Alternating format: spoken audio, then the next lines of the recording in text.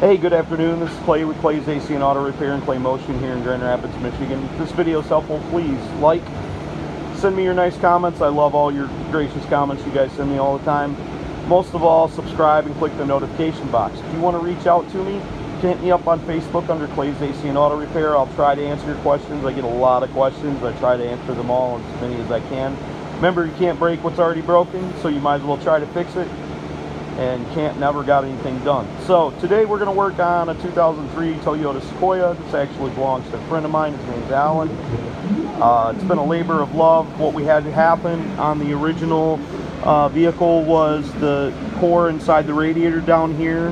This is where your transmission fluid goes in, it comes out, and then it goes to your auxiliary transmission cooler and runs back to the transmission. This core started leaking coolant inside the tank here. And then, of course, it washed out the coolant, went into the transmission fluid, made the transmission start acting wonky. We're trying to rectify it. We're not sure if we can fix it, but we need to fix this problem, even though we are going to bypass our auxiliary transmission cooler right here. Now, this is a bad situation for this guy because, one, we could go through all this work and still not end up fixing the problem.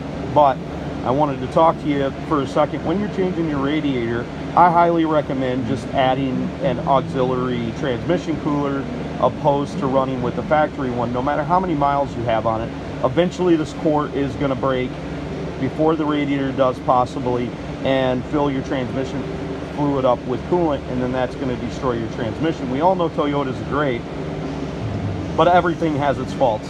This is a common problem on Nissans, Acuras, so Hondas. Most of these really good vehicles that are generally great vehicles, they had some manufacturing flaws, and we're finding that out later on in the years, that we can keep these vehicles on the road with just a little bit of extra maintenance. So I'm going to show you what I would install if I were you. So this is a Hayden transmission cooler. This is a little bit larger, so they have a small, medium, large. This is middle size. This one's a 404.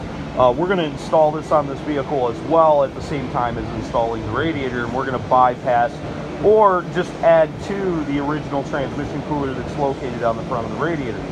First thing you're going to do is you're going to drop down your belly pan. That's going to consist of 12mm bolts. If I remember right, there's about 5 to 6 of them. Pretty simple stuff there.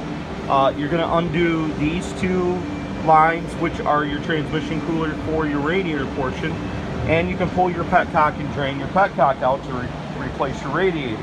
If you want to see me flushing it out, you're more than welcome to look at that video. It's on my page there, and I'm probably going to make a separate video of me installing this transmission cooler on this Toyota. Now I'm going to go over to the Toyota and show you exactly what you need to do. Okay, obviously we're going to remove our transmission lines, and we're going to do our clamps with some pliers and remove this. Now, I'm not going to remove my radiator hose, my upper radiator hose, my lower radiator hose from the bottom. I'm going to remove it from up here, so when we slide it down inside there, we can slide everything in as one piece.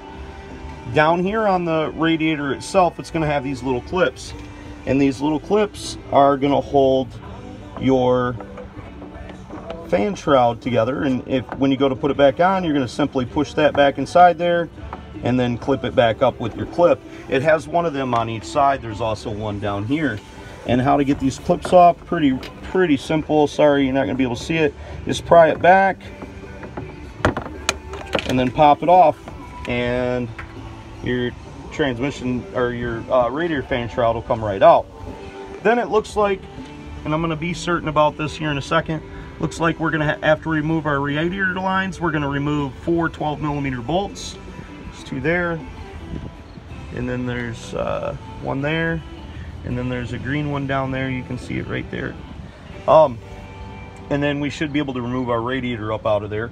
Hopefully you don't need any more me showing you actually what to do, but we'll pull it out real quick. Now, you could probably use a pair of pliers. I use these specialty pliers, and the reason that I use these is they lock. So when you get that where you want it, you can push the tab and then it'll unlock, and they have these little tips, so that's nice. Now, the thing you don't want to do is you don't want to tear your upper or lower radiator hose, because we don't want to replace it, but generally they might get stuck on there. You can take a large pair of channel locks and move it right here, or you can take your screwdriver and kind of poke it down on an angle and then get that popped up, and you're just going to break that seal that it's made and then pull that off of there. These ones luckily came off pretty easily, and the only hose that we're going to have in the way possibly is this one right here. It shouldn't be too much of a problem, but we'll just go ahead and remove that 12mm bolt too. Okay, so I removed the two 12mm bolts here on the bottom. The reason that I did that and I didn't remove any of the rest of the fan shroud and stuff is because, quite simply, it's going to be easier to change these components with it off the vehicle and do it on the ground. Put your hoses on, drop it in, put your 4 bolts back in, bada boom, bada bing, we'll be all done. And I completed all of this with just a regular 1/4 inch 12mm ratchet. It's pretty easy to get to. We've got pretty wide open spaces to work with here on the Toyota, thank God. Okay, now I'm gonna go ahead and remove the overflow tube. I'm just gonna take this, and you can literally do this with your fingers more than likely. Make sure you give it a little spin to try to get it, break that seal like I spoke of. And then I moved this out of the way, but I put my bolt back in here. The reason I put my bolt back in here is good practice. Anytime you can replace bolts and not have bolts laying all over the place like there, you take less chance of losing that. That was a 10mm, and just quite simply not having to work around things. The 30 seconds it takes to take out that bolt, or 15 seconds, it might not be needed, but it's worth it. Just as a tip, most of the time, in this situation it's not, but most of the time when you have bolts that go through there like that, I'm trying to show you. Sorry, I gotta get my placement. You'll generally have like a little clip that makes a nut, so you can put your bolt in there. Just make sure you don't lose them. That's not on this radiator, but on most radiators, that's the way they work. It's good information. Gotta love Toyota for this design. This is pretty good. So easily came out. Obviously we got some damage to it. The front of it's pretty plugged up, but now that we got it out, we can just take our presuming them are 10mm bolts, and they are probably 10mm nuts on the other side too.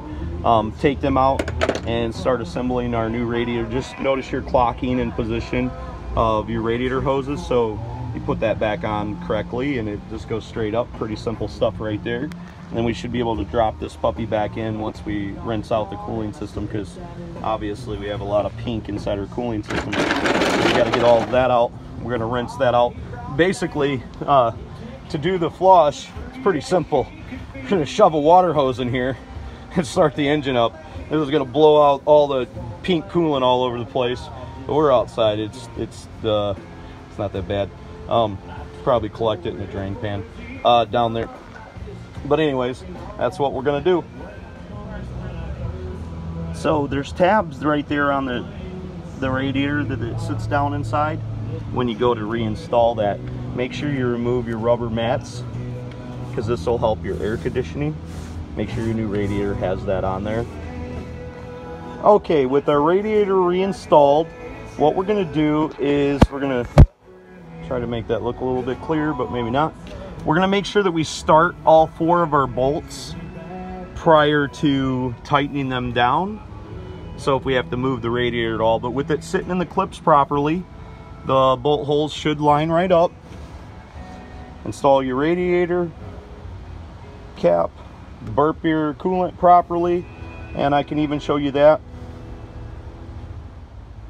Okay, so we ended up taking off the 3 12mm nuts that hold the thermostat housing on, and I can't for the life of me figure out what I did with this old thermostat, but the gasket was all blown out and it was protruding in there. I'm sure I'll find it eventually. It was pretty simple to take that off. Just like I said, 3 12mm nuts, no big deal. Flushed it out, putting it back together. So when you go to put this on, you could essentially just take it and put the housing on at the same time. I'm going to see if I can do it with one hand. And we'll push that up with our lower index finger. Actually, I'm going to put this on, make sure I don't cramp the gasket putting it in. Okay, you can see that I've got it held up with my index finger there, and then I'll push the 2 together, and you'll hold it and put your nuts on. Okay, so we got our radiator all installed. Just a little tip, If you want to pull these clamps up and you're going to reuse the clamps, put them on the end, compress them, and then push the hose on there with the clamp on there. It'll make it much easier for you to get them on. Hopefully the video was helpful. Remember, you can't break what's already broken, so you might as well try to fix it. Can't never got anything done. If you want to reach out to me, hit me up on Clay's AC and Auto Repair on Facebook. Or please, please, please subscribe. Share my videos. Click the notification box. I love you guys. God bless. Have a great day.